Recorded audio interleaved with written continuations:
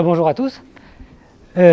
Donc, comme a dit l'éditeur, je vais parler de marche aléatoire et le but de l'exposé, c'est de vous montrer qu'en partant d'objets qui sont relativement simples et que vous connaissez, en fait, que vous avez vus en classe, on arrive assez rapidement à des questions ouvertes que les chercheurs ne réussissent pas à résoudre et qui sont très simples à énoncer. Et mon but, c'est d'en lister une ou deux qui sont complètement ouvertes, où quelqu'un va venir un de ces jours avoir l'idée qu'il faut, mais pour l'instant, on manque vraiment d'outils et d'idées pour résoudre ce genre de questions. Donc l'objet central dont je vais parler, c'est les marches aléatoires.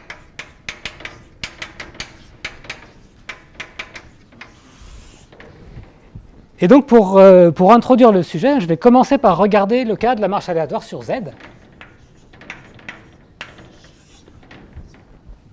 qui correspond en fait à une autre façon de le voir, c'est de dire que c'est la même chose qu'un jeu de pile ou face. Donc ce qu'on fait, c'est qu'on regarde un jeu de pile ou face. Donc ce qu'on fait, on a une pièce qui va dire pile ou face avec probabilité 1/2, on la lance un certain nombre de fois, et donc on va obtenir une suite epsilon n, pour n positif, et chacun des epsilon n vaut plus 1 ou moins 1, avec probabilité 1/2.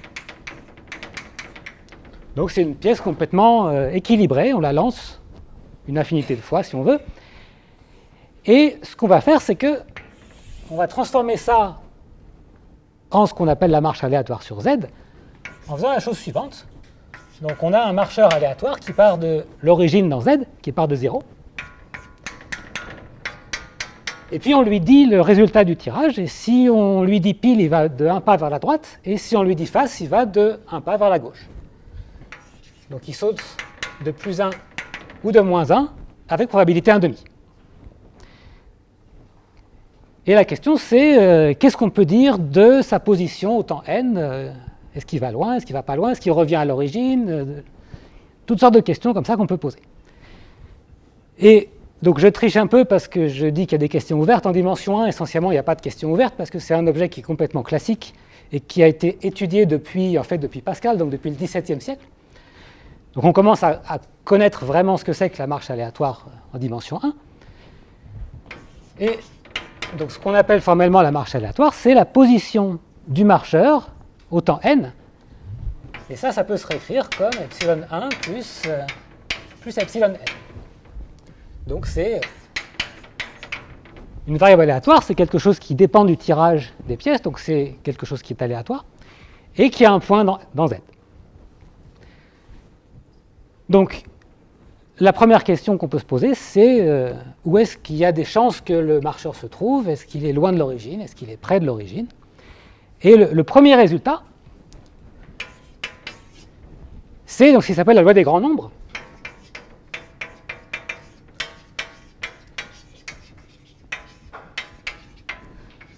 Donc juste un petit sondage, est-ce que vous avez déjà entendu parler de la loi des grands nombres?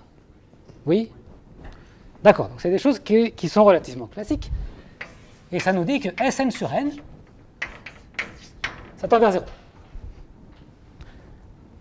0. Deuxième étape, donc pour ceux qui ont déjà entendu parler de la loi des grands nombres, quelle est la deuxième étape?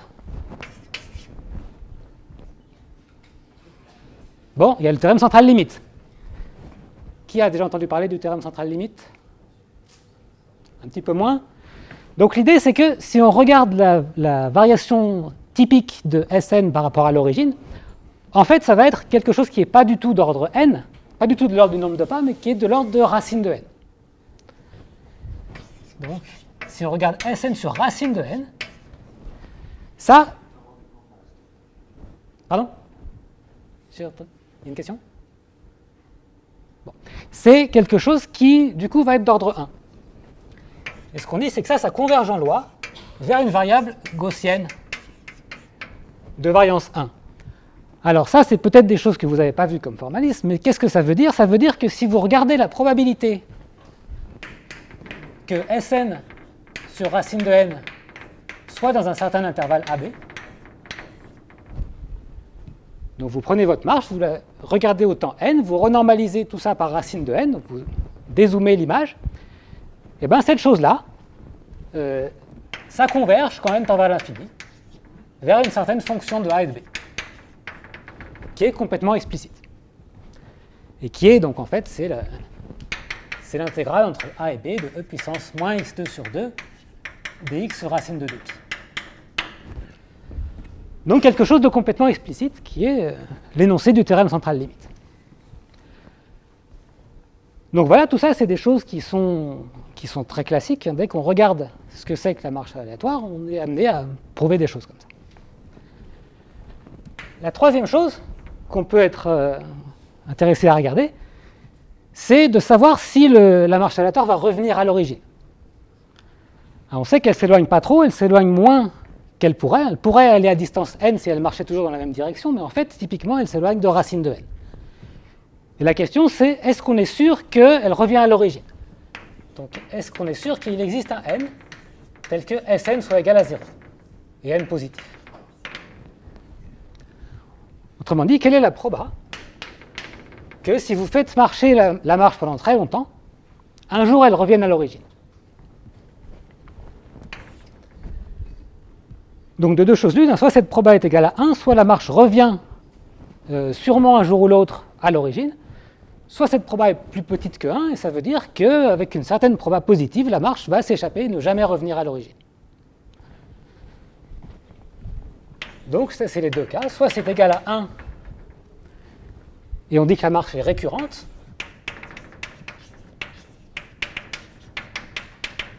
soit c'est plus petit que 1, et on dit que la marche est transiente.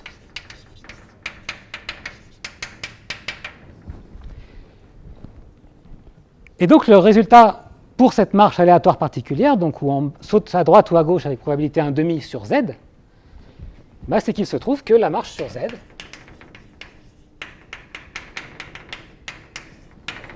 elle est récurrente.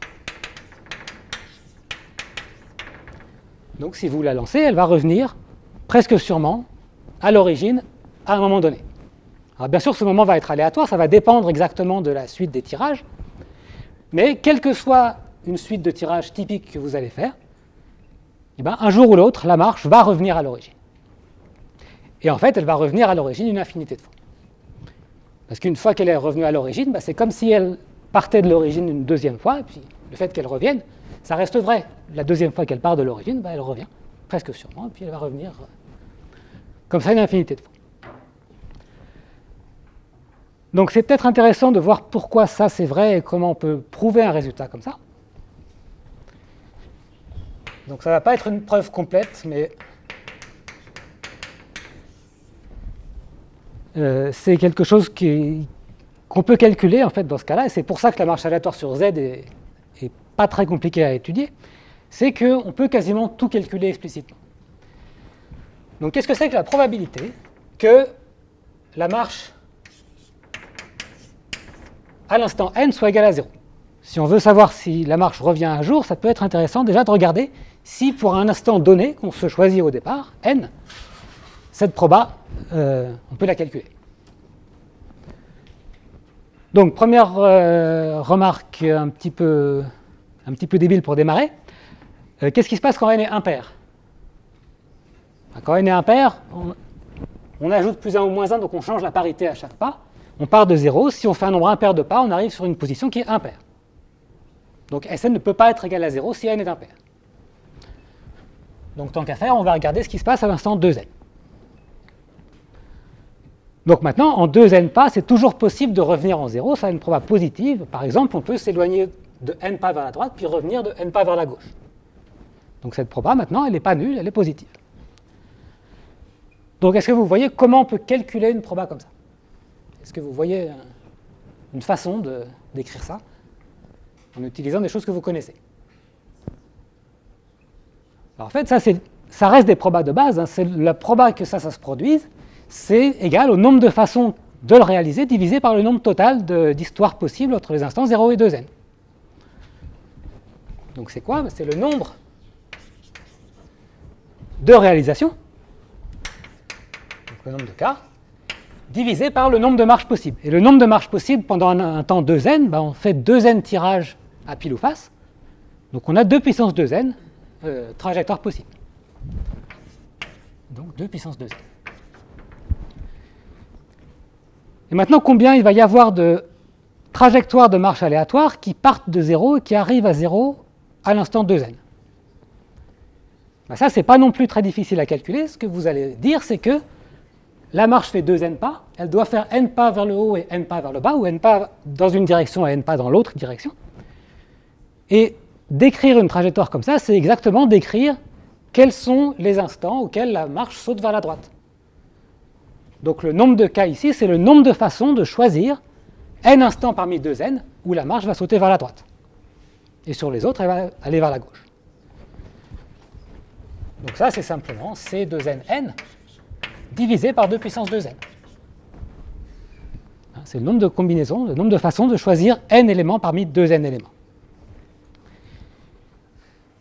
Et ensuite, si vous voulez savoir quel est l'ordre de grandeur de ça, ben, il y a moyen de prouver, par exemple en utilisant la formule de Stirling, que vous avez peut-être déjà vue, que ça se comporte, donc c'est équivalent, à une constante sur racine de n. Donc ça tend vers 0, ça veut dire que plus vous attendez, plus c'est rare que la marche aléatoire soit à l'origine, mais ça tend vers 0 pas trop vite, comme 1 sur racine de n, et 1 sur racine de n, c'est quelque chose qui n'est pas sommable. Donc ça veut dire que si vous regardez le nombre de retours à l'origine, ben, ça va se comporter comme la somme de ça, et ça va vous dire que le nombre de retours à 0 pour n entre 0 et 2n. Donc si vous regardez une marche pendant un temps 2n, le nombre de fois qu'elle va revenir à l'origine, ça va se comporter comme la somme pour n allant de 0 à 2n, disons à n, de une constante sur racine de 2n. Et ça se comporte comme constante fois racine de n. Donc ça vous dit, la marche aléatoire, elle a quand même envie de revenir un certain nombre de fois à l'origine, elle a envie de revenir en gros racine de n fois à l'origine. Et c'est pas trop dur de voir que ça, on peut le transformer en preuve complètement formelle, que la marche aléatoire revient à l'origine presque sûrement. Donc juste une petite indication d'historique de cette chose-là. L'introduction du jeu de pile ou face, plus ou moins, c'est Pascal, c'est au XVIIe siècle. Et ça vient plus ou moins du théorème de Polya, que je vais raconter encore dans 5 minutes, mais ça date du début du XXe siècle, ce genre de questions. Donc il y a eu toute une période où on regardait des marches aléatoires, on regardait ce genre de problèmes pour modéliser des histoires de paris, des histoires de cours de bourse et des choses comme ça. Mais les questions de récurrence et de transience, c'est quelque chose de beaucoup plus récent. Ce n'est pas super récent, c'est quand même presque il y a un siècle, mais il y a eu un certain temps où on défrichait un peu le genre de questions. Donc voilà pour la marche en dimension 1. C'est quelque chose qu'on peut complètement étudier parce qu'on peut faire ce genre de calcul. Et une fois qu'on sait faire des calculs, après on a des versions complètement quantitatives des questions et puis on peut tout calculer. Alors ça, là où ça devient plus intéressant, où il y a des maths beaucoup plus récentes que je vais essayer de vous raconter, c'est ce qui se passe quand on regarde la marche aléatoire, pas sur Z, mais sur un réseau en dimension supérieure. Et là où il se passe les choses les plus intéressantes d'une certaine façon, c'est ce qui se passe en dimension 2. Donc pensez à la marche, par exemple en dimension 2. Donc la définition, c'est essentiellement la même. On va avoir un marcheur qui va vivre sur Z2 à la place de vivre sur Z, et qui va faire des sauts, indépendants les uns des autres, et avec la même proba de sauter dans chacune des directions. Donc ça, c'est Z2. Le gars, il part à l'origine au temps 0. Et à chaque instant, il va choisir l'une des 4 directions possibles. Et il va sauter avec la probabilité 1/4 dans chacune des 4 directions. Donc, à chaque instant, il a 4 possibilités, il a 4 sauts possibles. Et il choisit celui qu'il utilise avec la même probabilité. Donc on peut encore se poser le même genre de questions. La loi des grands nombres, ça va être la même. Donc pareil, on peut regarder Sn, la position au temps n.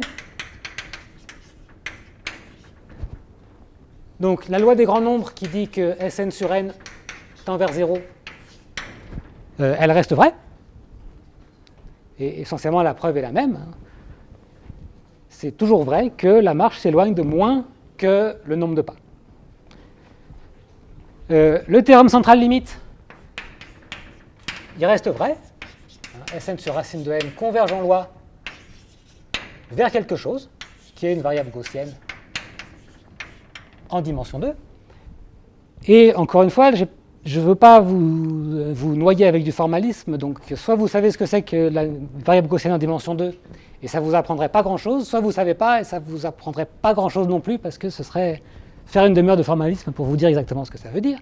Mais essentiellement, ça veut dire que la marche aléatoire, si vous la faites tourner pendant un temps n, elle s'éloigne d'une distance qui est de l'ordre de racine de n. C'est beaucoup plus probable d'arriver dans une boule de taille racine de n que d'arriver plus loin que ça. Donc ça, c'était question 1 et 2, et essentiellement, ça vient du calcul, et ça se fait de la même façon en toutes dimensions. Le résultat est le même en toutes dimensions.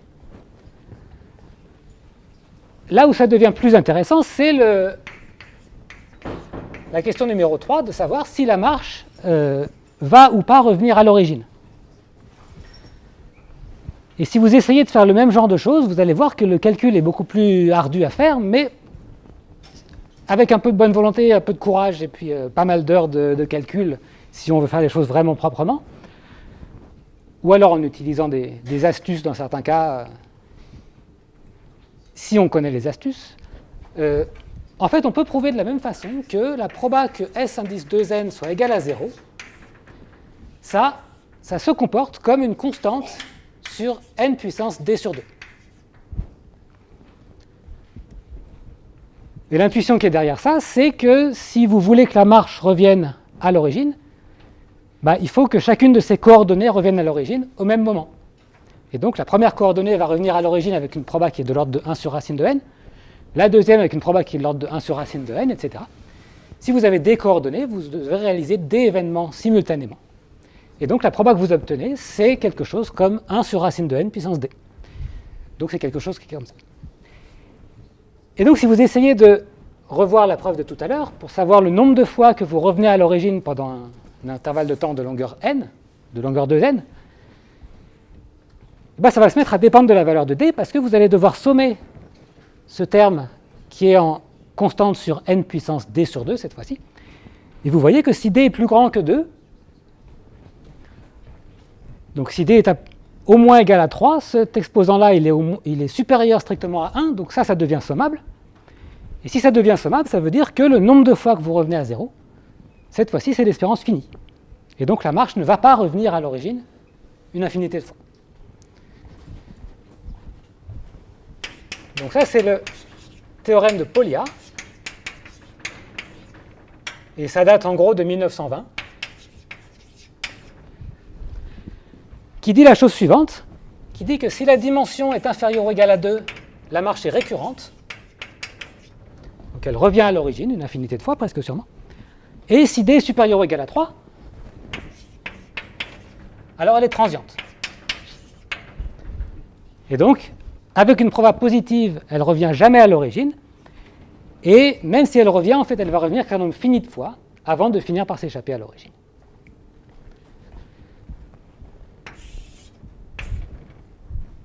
Donc ça, à nouveau, c'est des questions qui sont naturelles du point de vue de la marche aléatoire, de savoir quel va être son comportement en temps long, et de savoir si en particulier elle revient à son point de départ ou pas. Et ça, c'est résolu depuis bientôt un siècle, ce genre de choses. Et en fait, on connaît des versions beaucoup plus générales de ça. On peut mettre des lois sur la façon de sauter qui sont plus compliquées.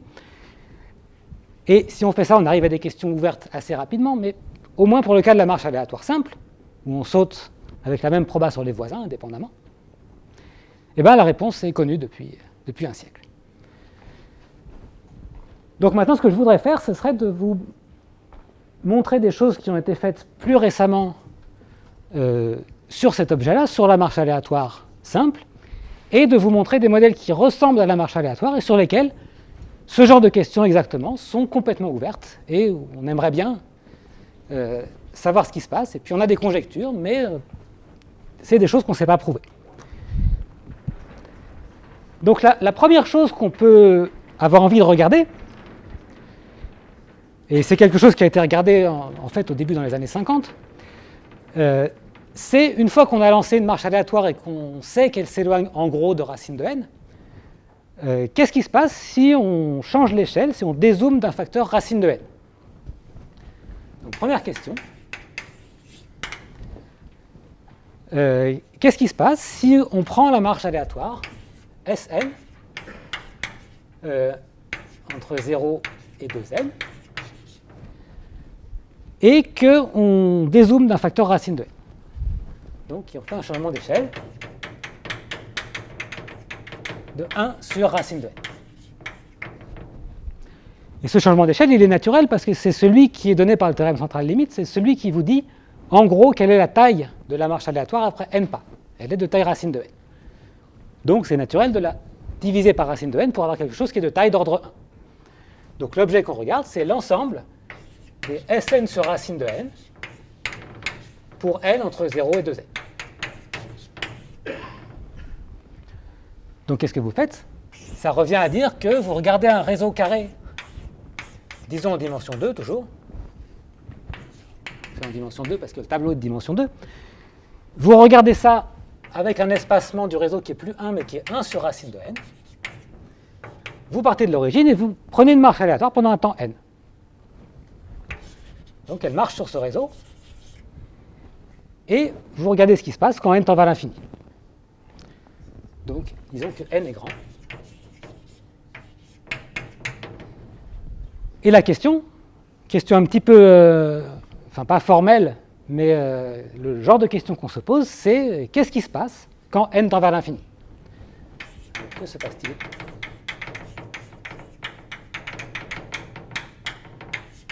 Quand n tend vers l'infini.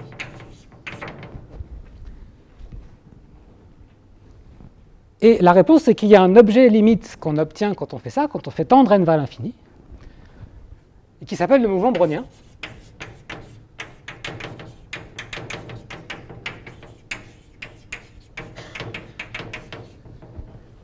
Alors à nouveau un petit sondage, est-ce que ça vous dit quelque chose le mouvement brownien? Est-ce que vous avez déjà vu ce genre de choses? C'est ce que vous obtenez quand n tend vers l'infini, donc c'est une courbe aléatoire, mais qui est une courbe continue. Donc c'est, si vous voulez, c'est un gamma de t dans l'intervalle 0,1, qui est une courbe continue, aléatoire.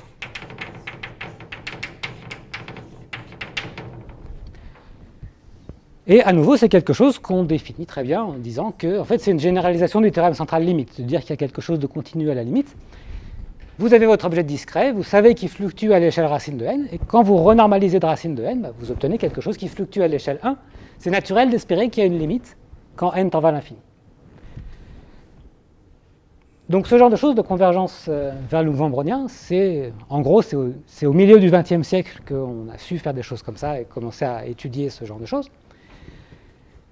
Et bien sûr, après, si vous avez un objet à la limite, c'est que vous savez l'étudier, vous pouvez remonter à l'objet discret et obtenir des informations sur l'objet discret.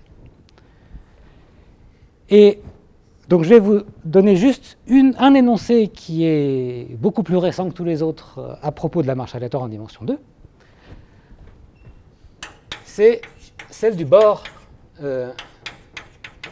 donc disons que ça, on va l'appeler Kn, donc l'ensemble des sites visités. Et on voudrait regarder le bord de cet ensemble Kn.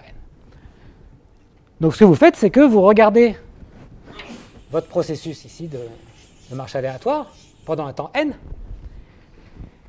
et puis vous voulez savoir à quoi cet objet ressemble. Et la première question, c'est qu'est-ce qui se passe quand on remplit les trous et qu'on regarde juste l'extérieur de cet objet? Qu'est-ce qui se passe quand on regarde le bord extérieur de ça? Donc on remplit simplement l'objet et on regarde uniquement les sites qui sont sur le contour extérieur. Les sites, si vous voulez, dont on peut partir et aller à l'infini sans intersecter la trajectoire. Et donc la question naturelle, c'est qu'est-ce qui se passe? Qu'est-ce qu'on peut dire là-dessus? Quel est le nombre de points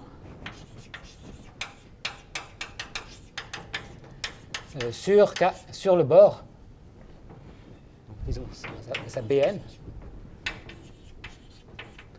Quel est le nombre de points qui sont au bord de la trajectoire?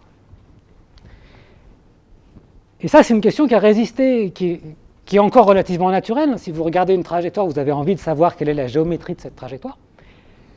Et c'est une question qui a résisté longtemps, et ça a été résolu au début du XXIe siècle, donc disons 2005.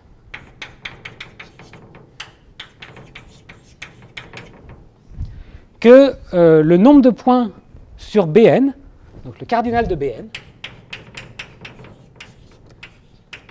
ça se comporte comme une certaine puissance de n. Ça se comporte en fait comme n puissance 4 tiers. Et donc ça vous dit qu'il y a quelque chose de compliqué qui se passe. Parce que ce 4 tiers, là, on ne l'a pas vu arriver pour l'instant. On a vu des racines de n, on a vu des choses qui sont des demi. Pour faire sortir un 4 tiers de ça, ça a été conjecturé par Mandelbrot en fait, dans les années 80, donc celui qui a inventé plus ou moins les fractales. Il a regardé des images de marches aléatoires et de mouvements browniens, et puis il a dit « Ah, ben ça c'est fractal », et ça a l'air d'avoir une dimension fractale égale à 4 tiers. En gros, à l'œil nu, quoi. Il a regardé le truc et il a dit « Ah, c'est 4 tiers ». Et bon, ça a été une conjecture, et c'est resté conjecture pendant 30 ans, jusqu'aux travaux de Lawler, Schramm et Werner, donc ça a commencé il y a une quinzaine d'années, et puis ça a été conclu il y a une dizaine d'années, qui ont prouvé qu'effectivement, c'est quelque chose qui est de dimension 4 tiers, et ça peut se quantifier de cette façon-là.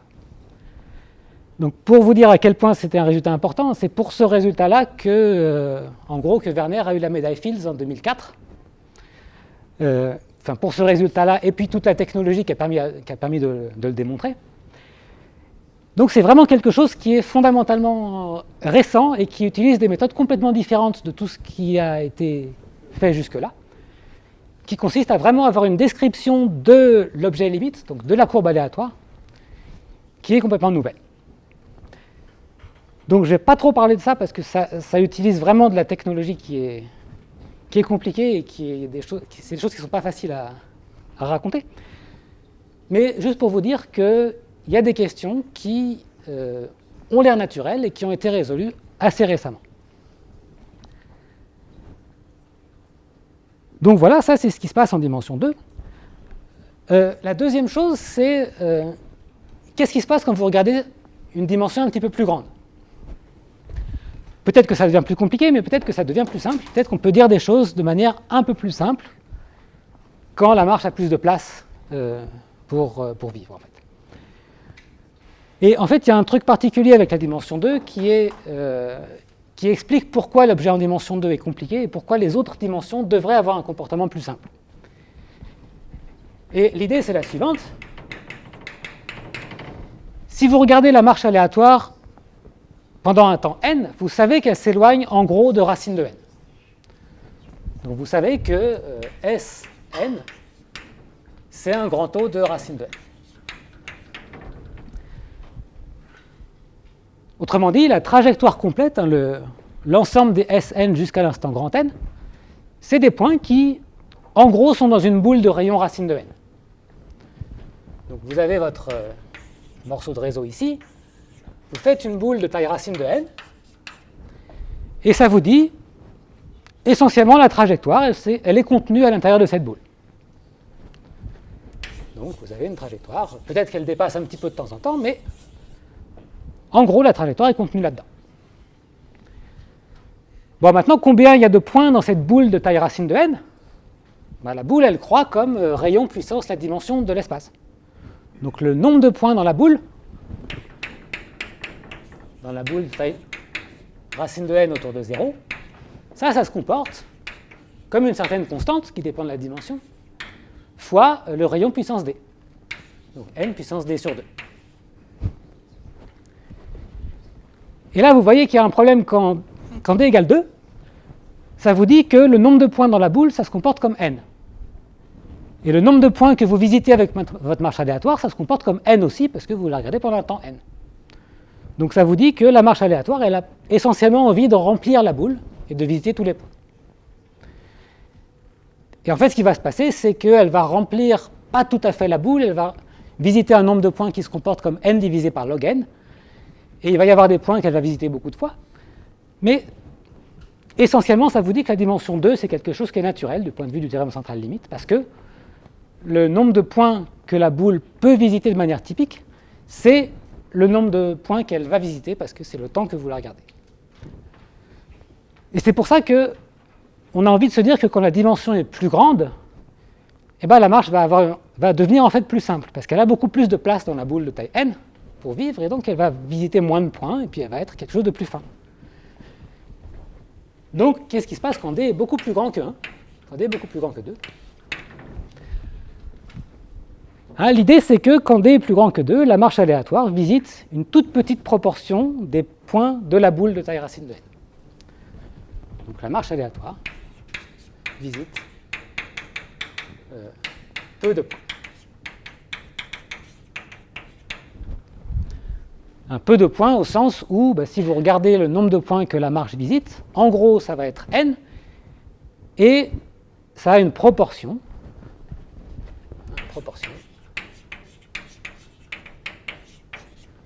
qui se comporte comme n divisé par n puissance d sur 2. Donc une proportion des points qui tend vers 0 quand n tend vers l'infini. Bon, ça c'est fait un petit peu avec les mains, mais ça vous dit que quand d est grand, il y a beaucoup de place pour mettre une marche aléatoire qui va vivre dans la boule, parce que la boule a beaucoup plus de points que le nombre de points que vous voulez visiter. Donc qu'est-ce qu'on va pouvoir déduire de ça, par exemple ? Deuxième question. Si la marche est si fine que ça, peut-être que, en fait, vous allez pouvoir en mettre plusieurs et qu'elles ne vont pas se voir. Donc, vous prenez Sn1 et Sn2, qui sont deux marches aléatoires, qui sont indépendantes l'une de l'autre, qui sont issues de l'origine. Deuxième question, qui a été regardée un petit peu au même genre de moment que ce genre de question-là. Donc, ça a commencé à être regardé dans les années 80. Quelle va être la proba pour que S1 entre 0 et n et S2 entre 0 et n, que ces deux trajectoires, donc par S indice l'intervalle 0n, je veux dire simplement l'ensemble des sites visités par la marche entre les instants 0 et n, donc toute la trajectoire. Donc c'est essentiellement la même chose que ça. Donc ces deux trajectoires, elles ne sont pas disjointes parce qu'elles contiennent toutes les deux l'origine, mais quelle est la proba que, à part l'origine, elles ne se rencontrent pas ? Donc quelle est la proba que ces choses-là, l'intersection, soit exactement l'origine ? Donc si vous voulez, c'est un peu le même genre de question que la récurrence ou transience, sauf qu'à la place de savoir si vous revenez en zéro ou pas, vous demandez un peu plus, vous demandez à la deuxième marche, non seulement de ne pas revenir en zéro, mais de ne pas toucher toute la trajectoire de la première marche. Donc c'est plus dur, en particulier si vous êtes en dimension inférieure ou égale à 2, la marche est récurrente, donc elle va revenir, elle va toucher la trajectoire de l'autre. Et donc la question c'est, quand n tend vers l'infini, est-ce que cette probabilité-là, elle tend vers 0 ou est-ce qu'elle ne tend pas vers 0 ? Et donc, le deuxième résultat, je ne sais pas comment dire, théorème, cette probabilité, je vais l'appeler P indice n. P indice n, elle tend vers 0 si d est inférieur ou égal à 4, et elle tend vers une certaine constante qui est positive si d est supérieur ou égal à 5. Donc il y a quelque chose d'autre qui se passe, si vous voulez, en dimension 4. Et la dimension 4, ce n'est pas un hasard, c'est 2 fois la dimension 2. Donc si vous voulez mettre deux marches aléatoires et qu'elles aient la place d'être disjointes, eh bien, il faut 2 fois la dimension. Donc à nouveau, je vais essayer de vous convaincre qu'il y a quelque chose qui se passe en dimension 4.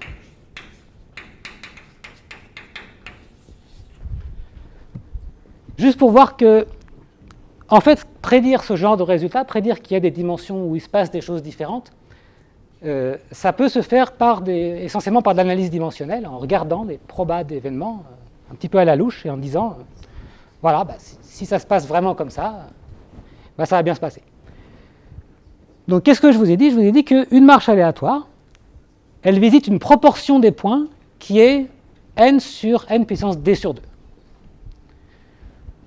Donc la première marche aléatoire, S1, 0n, ça a une proportion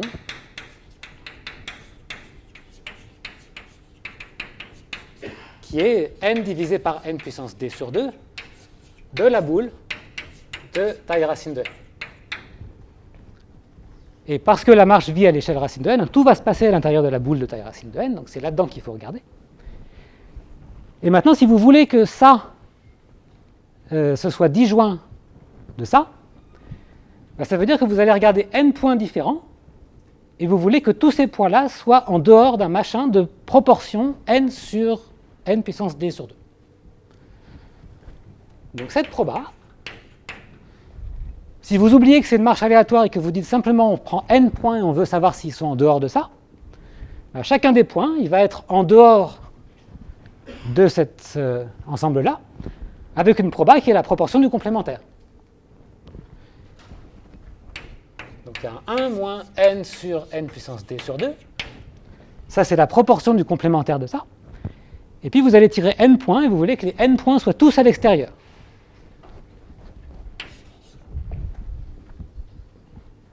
Alors c'est tout faux ce que j'écris, parce que ce n'est pas du tout des événements indépendants, mais si on croit un petit peu au fait que ça va être à peu près indépendant, on a envie de dire que Pn, ça va être de l'ordre de la nème puissance de ça. Vous voulez réaliser n événements qui ont une proba de l'ordre de 1 moins la proportion d'un truc. Voilà, et puis maintenant, une fois que vous avez ça et que vous voulez savoir si ça tend vers 0 ou pas, vous savez quoi faire. Vous regardez le log, et le log de ça, ça va être en gros n fois le log de ça, et donc ça va tendre vers 0, si et seulement si n fois n sur n puissance d sur 2 tend vers l'infini. C'est le coût du 1 moins 1 sur n puissance n qui tend vers 1 sur e, et puis si vous mettez un exposant plus grand, ça tend vers 0, et un exposant plus petit, ça tend vers 1. Donc ça vous dit que ce qui va compter pour savoir si ça tend vers 0 ou pas, c'est le produit de l'exposant avec le terme d'erreur qui est là. Faites-le, c'est juste un truc de développement limité à l'ordre 1, c'est pas dur d'arriver là. Et là, vous allez voir que savoir si ça tend vers l'infini ou vers 0, ça peut se réécrire comme n puissance 4 moins d sur 2. Et puis vous voyez que si d est plus grand que 4, ça tend vers 0, et ça vous dit bien que la proba ne tend pas vers 0. Donc, je suis conscient que ça, ce n'est pas une preuve mathématique de l'énoncé qui est là. Il faut travailler vraiment beaucoup plus pour passer de là à une preuve. Mais ça vous dit qu'il y a un truc qui se passe en dimension 4, et qu'en dimension plus grande que 5, deux marches aléatoires, elles n'ont pas envie tellement de se rencontrer. Elles ont envie d'utiliser des parties disjointes de la boule. Et une conséquence de ça,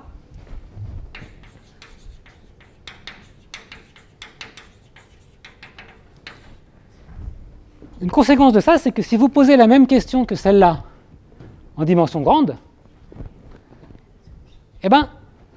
en fait, la limite que vous allez obtenir, cette courbe-là, elle va être beaucoup plus simple en dimension supérieure ou égale à 5.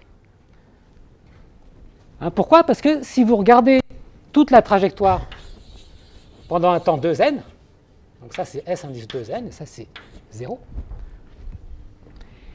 Et puis si vous la coupez en deux, si vous choisissez un instant quelque part, ça va vous donner deux moitiés de la trajectoire, ce qui se passe avant l'instant petit n et ce qui se passe après. Et ces choses-là, ça ressemble à des marches aléatoires sur des intervalles de temps qui sont de longueur n et de longueur 2n moins n. Et à cause de ce résultat-là, bah, ça vous dit que si la dimension est supérieure ou égale à 5, ces deux moitiés de la trajectoire, elles n'ont pas envie de se rencontrer. Elles ont envie d'être disjointes. Et en tout cas, elles peuvent l'être avec une proba positive. Et du coup, bah, si vous faites ça et puis que vous suivez un petit peu, vous allez obtenir le fait que, en dimension supérieure ou égale à 5, cette courbe aléatoire-là, elle est beaucoup plus simple qu'en dimension 2, parce que c'est une courbe simple, au sens une courbe de Jordan. C'est une courbe qui n'a pas de point double. Hein, donc le gamma, le mouvement brownien, n'a pas de point double.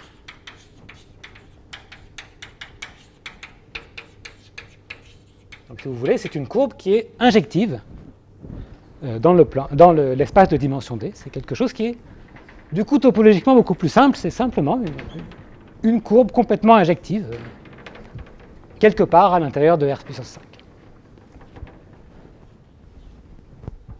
5. Donc ça m'amène à la deuxième partie où il y a encore plus de questions qui sont complètement ouvertes, mais qui sont plus intéressantes parce qu'elles ont une motivation plus physique.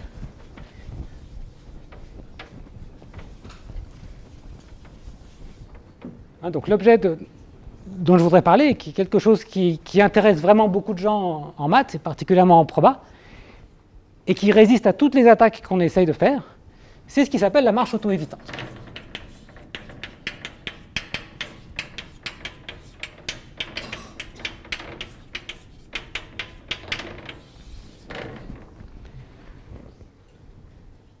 Donc comment motiver ça? Ce qu'on vient de regarder comme une marche aléatoire simple, c'est simplement de dire que vous avez une trajectoire pendant un certain temps, et toutes les trajectoires ont la même proba, qui est en dimension 1, c'était 2 puissance moins n, en dimension d, c'est 1 sur 2d puissance n, donc le nombre de trajectoires possibles, et en fait, vous prenez la mesure uniforme sur toutes les trajectoires possibles. Mais si vous voulez faire de la physique, par exemple, ce que vous avez envie de faire, c'est de regarder des molécules de longueur n et de savoir quelle va être la conformation d'une molécule de longueur n si vous la mettez dans une solution. Donc, question, vous avez un polymère de longueur n qui est beaucoup plus grand que 1. Donc typiquement, c'est une chaîne de monomères, et puis ça a une structure complètement linéaire.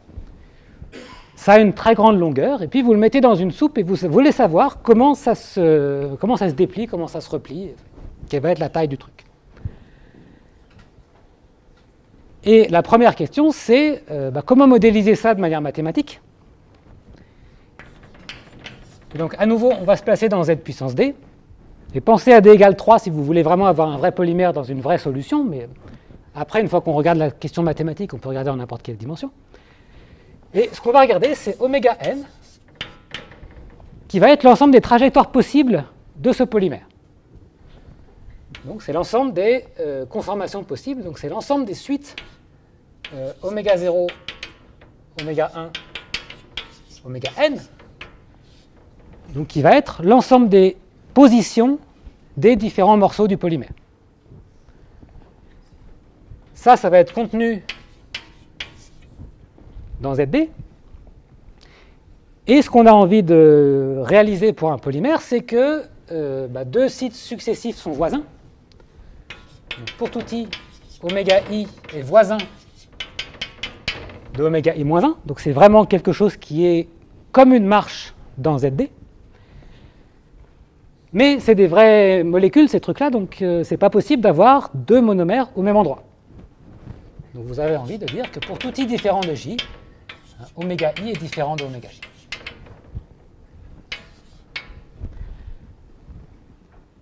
Et puis dernière chose, pour centrer les choses, vous avez envie que oméga 0 soit égal à 0, parce qu'il faut bien commencer quelque part, et puis donc disons qu'on commence notre polymère à l'origine, ou qu'on définit l'origine comme ça. Donc ce oméga n, c'est un ensemble fini, c'est le nombre de façons de disposer un chemin de longueur n de façon auto-évitante. Et puis bien sûr, la taille de oméga n, c'est plus petit que la taille de ce que vous obtenez si vous n'avez pas toutes ces contraintes d'être auto-évitant. Donc c'est plus petit que le nombre de chemins total, Donc c'est plus petit que 2D puissance n. Donc voilà, si vous avez une motivation un peu physique ou chimique pour faire des chemins aléatoires, vous avez envie de dire, bah, qu'est-ce que ça va être un élément de oméga n choisi au hasard. Si vous mettez une molécule dans une solution, elle va avoir une agitation thermique qui va vous dire que sa forme va vérifier ce genre de contrainte, mais va être aléatoire. Et donc la question, c'est à quoi ça ressemble. On a vu à quoi ça ressemblait une marche aléatoire. À quoi ça ressemble une marche aléatoire à laquelle on impose de ne pas visiter deux fois de suite, enfin 2 fois le même site dans ZD.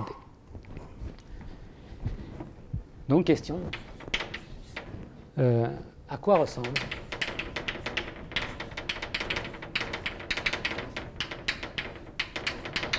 oméga pris dans oméga n aléatoire. Vous avez oméga n qui est un ensemble fini, vous prenez un élément dedans, aléatoire, uniforme, et vous voulez savoir à quoi il ressemble. Et la réponse c'est essentiellement, on ne sait pas, on ne sait pas du tout, on sait quasiment rien là-dessus. On ne sait pas.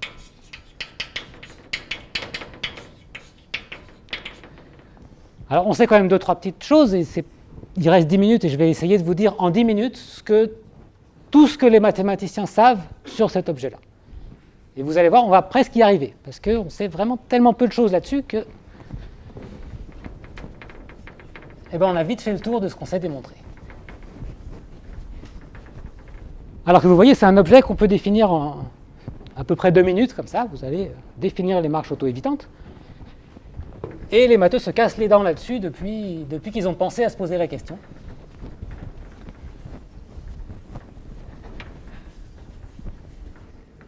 Donc la première question qu'on a envie de se poser quand on veut choisir un objet parmi une collection finie de manière uniforme, si vous voulez la question numéro 0, c'est quel est le cardinal de oméga n? Combien y a-t-il de chemins auto-évitants de longueur n? Alors à votre avis, combien il y a de chemins auto-évitants de longueur n? Il va y en avoir beaucoup, mais la question c'est est-ce qu'on peut essayer d'avoir quelque chose d'un peu asymptotique autre que simplement une borne supérieure là-dessus. Donc on a vu ça. Il y a une borne inférieure qui n'est pas trop dure, qui est le nombre de marches auto-évitantes de longueur n. C'est plus grand que le nombre de marches qu'on obtient en marchant toujours dans une direction positive. Parce que si vous marchez toujours vers la droite, vers le haut, vous n'allez jamais avoir une intersection. Et donc ça, pour une marche comme ça, vous avez en gros des choix à chaque étape. Et donc vous avez une borne inférieure qui est d puissance n.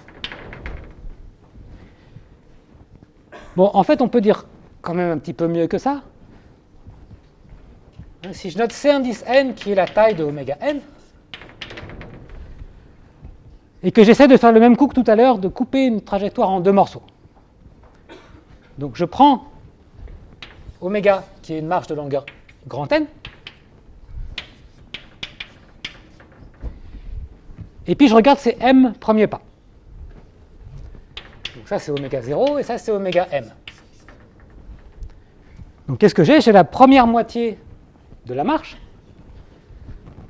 Ce truc-là, c'est une marche qui est elle-même auto-évitante, parce que c'est une sous-marche d'une marche auto-évitante. Donc ce truc-là, c'est dans oméga grand M. Et puis la suite, c'est aussi une marche auto-évitante. Cette fois-ci, elle est de longueur n-m.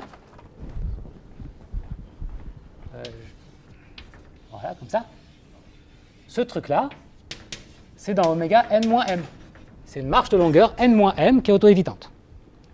Elle n'est pas issue de 0, mais je peux la décaler pour remettre ça à l'origine, et ça me donne une marche de longueur n-m. Autrement dit, cette construction-là, elle me donne une injection de oméga n dans oméga m croix oméga n-m. Je prends une marche de longueur n et j'obtiens une paire d'une marche de longueur m et d'une marche de longueur n-m. Et puis c'est clair que si je prends deux marges différentes, au moins l'une des deux moitiés va être différente. Donc j'obtiens une injection comme ça. Donc ça me dit que Cn, il est plus petit que Cn fois Cn moins n.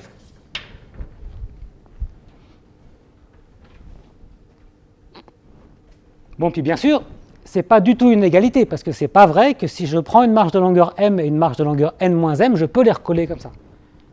Si je les prends de manière arbitraire, c'est très probable que la deuxième, en fait, elle va intersecter la première. Donc je n'obtiens pas du tout n'importe quelle paire comme ça, j'obtiens une sous-partie de ce produit. Donc en fait, cette inégalité-là, c'est une inégalité stricte, et elle est vraiment très stricte. Ce n'est pas du tout quelque chose qui est du même ordre. Bon, moyennant quoi, si vous avez une inégalité comme ça, et si vous êtes des élèves de prépa, vous avez un réflexe qui va être de dire « Ah ça va être une suite sous-additive, on va pouvoir faire des choses. » Donc vous allez dire, on va regarder AN, qui est le log de Cn, et ça vous dit que AN, il est plus petit que AM plus AN moins M. Et ça, c'est une suite sous-additive, et donc ça vous dit que, automatiquement, AN sur N converge vers quelque chose, vers un certain A infini. Ça vous dit rien du tout sur la valeur du A infini, mais ça vous dit, par un argument complètement abstrait, que AN sur N converge vers quelque chose. Puis si vous ressortez du log, ça vous dit quoi? Ça vous dit que Cn puissance 1 sur N converge vers l'exponentielle de A infini. Donc si on réécrit ça en termes de la taille de oméga n,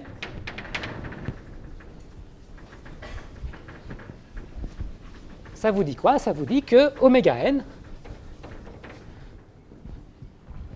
la conclusion de ça, c'est que la taille de oméga n, c'est de la forme mu puissance n plus petit o de n. Donc, au premier ordre, c'est quelque chose qui est exponentiellement grand. Et le mu, c'est l'exponentielle du A infini qui est là. Autrement dit, ça vous dit que 1 sur n log de la taille de oméga n converge. Voilà, ça ne vous dit pas du tout quelle est la valeur de mu, ça vous dit juste qu'il y a cette constante mu qui va dépendre du réseau, mais qui vous dit que le nombre de marches auto-évitantes de longueur n, ça se comporte comme mu puissance n. Donc le mu, ça s'appelle la constante de connectivité.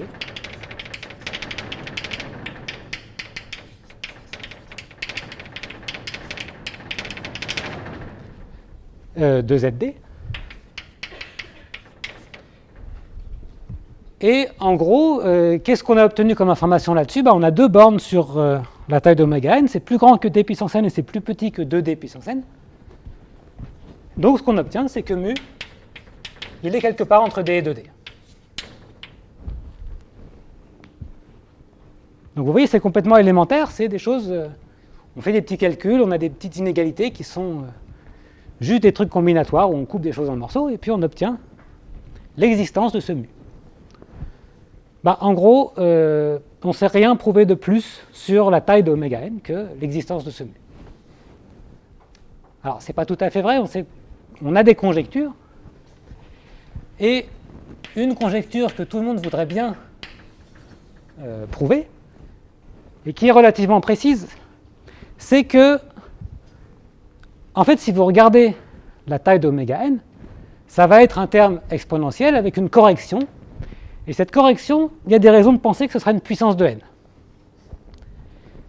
Et cette puissance de n, si vous la regardez en dimension 2, où il se passe des choses qu'on sait faire, comme l'histoire du mouvement brownien, on arrive à la conclusion que pour d égale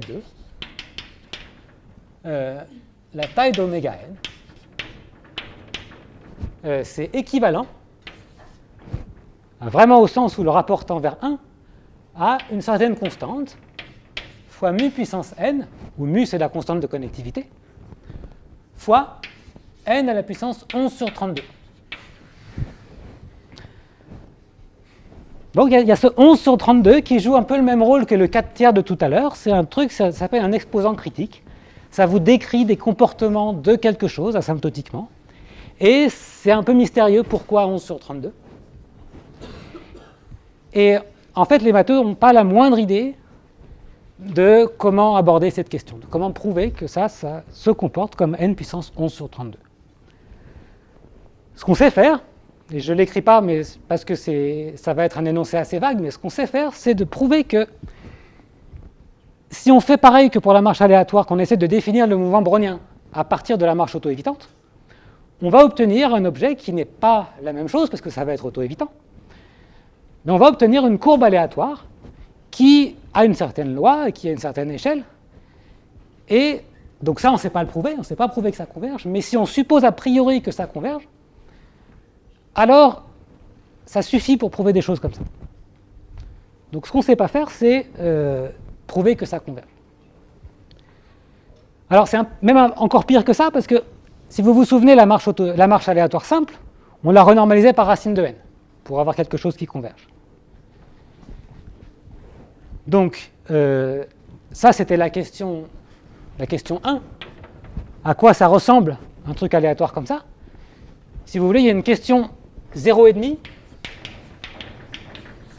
qui est, avant de dire à quoi ça ressemble, la première question c'est par quoi il faudrait renormaliser pour avoir un comportement asymptotique d'ordre 1. Donc, autrement dit, quel est le diamètre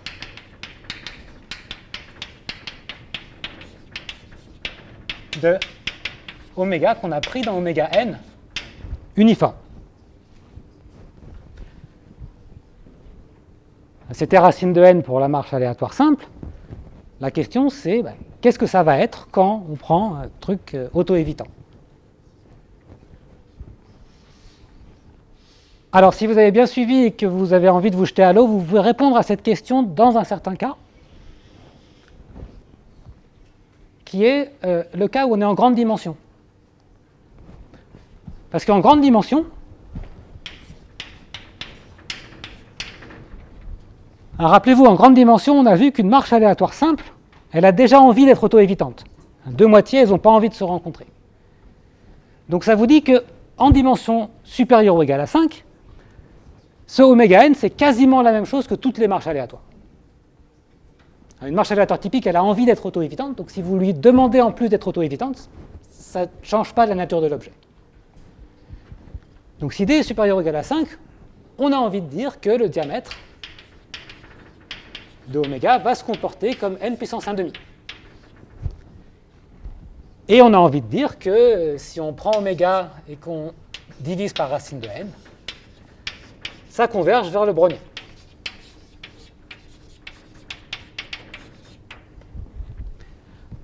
C'est naturel de conjecturer ça parce que la marche aléatoire simple, elle fait ça, et la marche aléatoire simple, de notre côté, elle est déjà presque auto-évitante. Donc si vous lui demandez d'être auto-évitante, elle l'est déjà, donc vous ne la changez pas, et ça ne change pas le comportement à limite. Donc ça, c'est relativement naturel une fois présenté comme ça. C'est un théorème. Et ça date des années 90. Que si vous êtes en dimension supérieure ou égale à 5, la marche auto-évitante, elle se comporte comme la marche aléatoire simple. Et juste pour avoir une idée de la difficulté du truc, je vous ai donné essentiellement toutes les idées qu'il y a dans la preuve. Après, pour faire les détails de la preuve, ça doit faire quelque chose comme une centaine de pages pour mettre les epsilon dans le bon ordre. Et puis c'est vraiment quelque chose de plus profond que ça en a l'air de passer de ça à une preuve. Mais c'est quelque chose qui est relativement bien compris. Alors qu'est-ce qui se passe quand d égale 2 ? Cette fameuse histoire du 11 sur 32, là, ça laisse penser qu'il va se passer quelque chose de particulier en dimension 2, puisqu'on peut faire des conjectures. Et en fait, en dimension 2, ce qu'on s'attend à avoir, c'est que le diamètre d'une marche de longueur n, ça va se comporter comme n puissance 3k. Autrement dit, si vous prenez une marche aléatoire simple, elle va avoir une taille de l'ordre de n puissance 1,5. Si vous lui demandez d'être auto-évitante, souvenez-vous, la boule n'est pas assez grande pour qu'elle soit auto-évitante, donc elle va aller plus loin. Et elle va aller chercher à une distance n puissance 3k. Bon, ça, c'est une conjecture. Personne ne sait comment démontrer des choses comme ça. Mais juste pour vous dire à quel point c'est rien démontré, si vous voulez montrer que le diamètre de oméga est plus grand que racine de n, hein, vous avez envie de dire que, donc disons, que n puissance, un truc de genre n plus epsilon. Vous voulez montrer que c'est un peu plus grand que racine de n. Donc l'argument, il est à peu près clair. Vous avez une boule de taille racine de n, elle a n points. Vous voulez faire une marche aléatoire de n points qui sont auto-évitants, donc tous les points sont distincts. Donc elle va à peine tenir dans la boule de taille racine de n. Donc typiquement, si vous prenez un objet uniforme qui a envie d'être auto-évitant, il a plutôt intérêt à aller voir un petit peu plus loin, parce qu'il y a plus de possibilités. Donc ça ne devrait pas être trop dur de prouver que le diamètre est plus grand que racine de n. Mais bon, on ne sait pas faire. On ne sait pas avoir une borne inférieure de cet ordre-là sur le diamètre de la marche. Bon, pareil, on peut chercher une borne supérieure. Hein, la borne supérieure, c'est clair que le diamètre est plus petit que n parce que vous avez n pas. Si vous voulez maximiser le diamètre, vous allez tout droit. Ça vous donne un truc de diamètre n. Ça n'a pas l'air d'être ça, une marche que vous choisissez au hasard. C'est pas, si vous la prenez au hasard, elle ne va pas aller tout droit. Donc c'est naturel d'essayer de prouver que le diamètre est plus petit que n puissance 1 moins epsilon. Ça non plus, on ne sait pas faire. Donc les deux bornes qui sont triviales, c'est racine de n d'un côté et n de l'autre côté. Et les bornes au sens large, c'est simplement regarder le nombre de points dans la boule et le nombre de pas.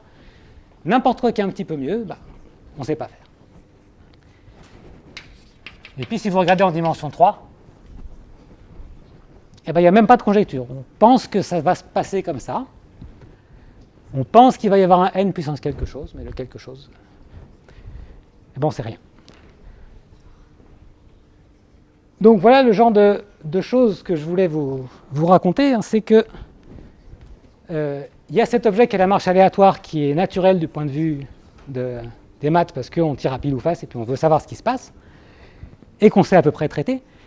Mais dès qu'on rajoute n'importe quelle petite contrainte comme ça, qui a un sens du point de vue physique, qui est, on regarde le comportement d'un polymère, et immédiatement on arrive à des questions qui sont complètement obscures et complètement ouvertes d'un point de vue mathématique. Donc il y a quand même un dernier énoncé que je voulais vous donner, si j'ai encore une minute ou deux. La question qui reste, c'est, en gros, on a prouvé qu'il y avait une limite ici, on a prouvé qu'il y avait ce mu qui disait que le nombre de marches auto-évitantes, c'était de l'ordre de mu puissance n. Et en fait, une des questions les plus directes à poser, c'est quelle est la valeur de mu? Est-ce qu'on peut calculer la limite ici? Est-ce qu'on peut estimer au moins au premier ordre le nombre de marches auto-évitantes? Alors, on ne sait pas du tout faire ça dans ZD, mais il y a un résultat qui date de 2 ou 3 ans, donc vraiment un truc vraiment récent, c'est après 2010.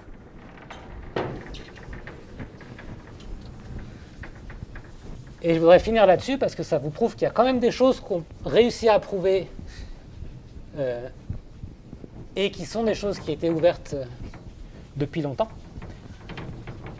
Hein, c'est ce qui se passe quand on regarde le même problème, on cherche à définir des marches auto-évitantes, mais cette fois-ci dans le réseau hexagonal. Donc on prend le réseau hexagonal.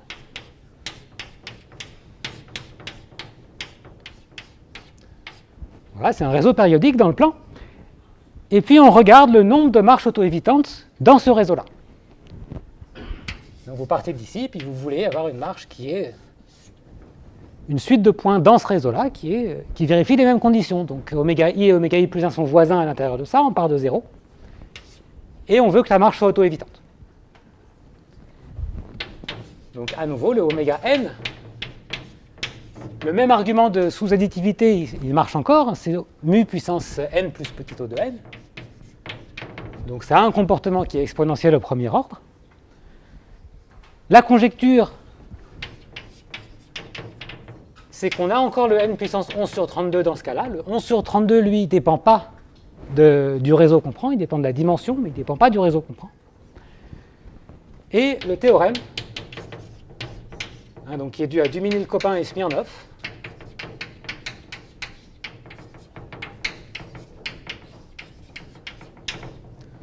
Donc Smirnov, lui, a eu la médaille Fields en 2008, aussi pour le même genre de choses et pour les technologies qui sont derrière ce genre de résultats. Hein, le théorème vous dit la chose suivante, c'est que dans ce cas-là, la valeur de mu, on sait la calculer. Mais c'est très dur de deviner a priori quelle va être la valeur de mu. Et en fait, la valeur de mu, c'est racine de 2 plus racine de 2. Donc je vous laisse ça comme exercice. Et puis, je vais m'arrêter là.